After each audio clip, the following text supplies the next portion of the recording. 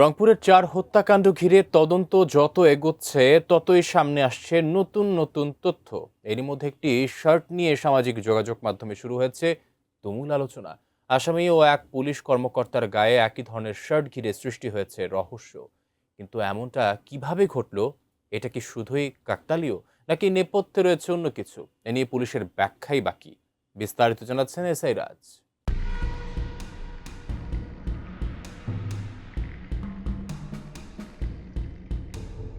রংপুরের মাছুয়াপাড়ায় সাবেক শিক্ষক গণপতি চক্রবর্তী, তার স্ত্রী ও ২ সন্তানের হত্যাকাণ্ডে গ্রেপ্তার ২ আসামি আদালতে ১৬৪ ধারায় স্বীকারোক্তিমূলক জবানবন্দি দিয়েছেন। তবে তাদের মধ্যে একজনের পরনে থাকা একটি শার্ট ঘিরে তৈরি হয়েছে নতুন আলোচনা।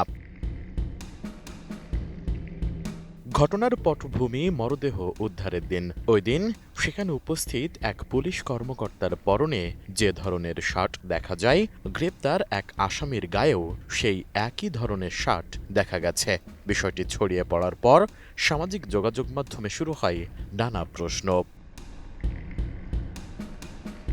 ছড়িয়ে পড়া কয়েকটি ভিডিওতে দেখা যায় মাস্ক পরা এক ব্যক্তি একই ধরনের শার্ট পরে সিঁড়ি বেয়ে উঠছেন। পরে জানা যায় তিনি পুলিশ কর্মকর্তা।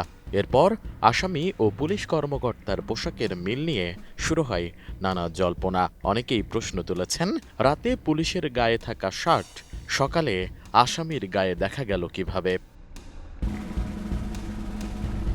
তবে পুলিশের ওই কর্মকর্তা বিষয়টিকে কাকতালীয় বলেই আখ্যা দিয়েছেন। তার ভাষ্য, এটা আড়ং-এর শার্ট। একই শার্ট আলাদা মানুষ পরতেই পারেন। যে শার্টটা নিয়ে সন্দেহ প্রকাশ করছেন যে ওই দিন আমি এই শার্টটা পরেছিলাম, এখন দেখেন আপনারা আমি এখন ওই শার্টটাই পরে আছি।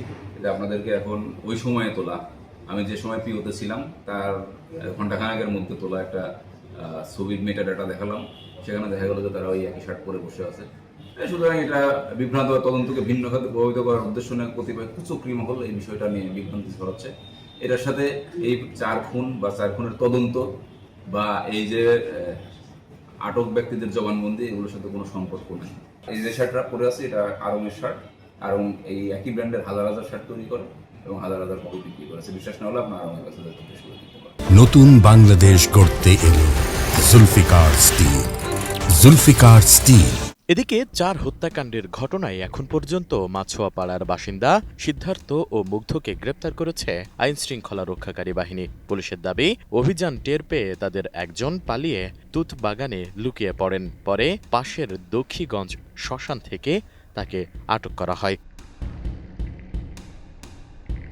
শনিবার সংবাদ সম্মেলনে রংপুর মহানগর পুলিশ কমিশনার জানান, প্রাথমিক জিজ্ঞাসাবাদে দুজনই হত্যাকাণ্ডে জড়িত থাকার কথা স্বীকার করেছেন। পুলিশের ভাষ্য অনুযায়ী বৃহস্পতিবার রাতে মুগ্ধ ও সিদ্ধার্থ এক মাদক কারবারির কাছ থেকে ইয়াবা কিনে গণপতি চক্রবর্তীর বাড়ির পাশের একটি বাসায় বসে সেবন করেন।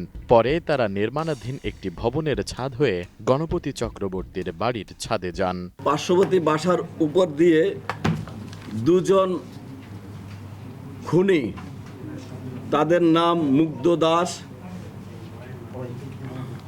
আরেকজনের নাম সিদ্ধার্থ। মুগ্ধ দাস এবং সিদ্ধার্থ পাশের বিল্ডিংয়ের উপর দিয়ে ওনাদের ছাদে আসে। ছাদে এসে, এটা বৃহস্পতিবার দিবাগত শেষ রাতে, তারা দুজন সম্পর্কে মামাতো ভাই। ছাদে এসে ওই ছাদে বসে তারা নেশা করে, ইয়াবা সেবন করে। তবে এখানেই উঠছে বড় প্রশ্ন, ইয়াবা সেবনের জন্য আশেপাশে ফাঁকা জায়গা থাকা সত্ত্বেও তারা কেন গণপতি চক্রবর্তীর বাড়ির ছাদে গেলেন? পুলিশ কমিশনার বলেছেন, তদন্তের অগ্রগতি নিয়ে পুলিশের ওপর আস্থা রাখতে। কিন্তু তদন্তের এই পর্যায়ে শার্টের রহস্য সহ বেশ কিছু প্রশ্নের উত্তর খুঁজছেন সংশ্লিষ্টরা। এসআই রাজ, এটিএন নিউজ।